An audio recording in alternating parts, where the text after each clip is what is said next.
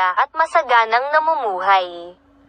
Mapagpala ang kalikasan sa kanila. Ang pangunahing hanap buhay nila ay ang pangingisda. Sagana. Sa maraming isda ang karagatan. May isang diwatang nagbabantay at nag-aalaga sa mga isda at ito'y nalalaman ng mga taga-nayon.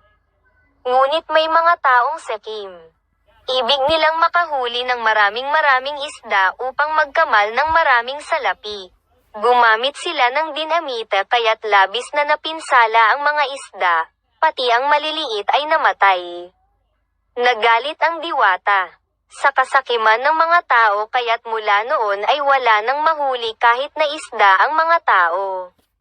Naghirap at nagutom ang mga tao at naging pangit na rin ang karagatan na dati sobrang ganda.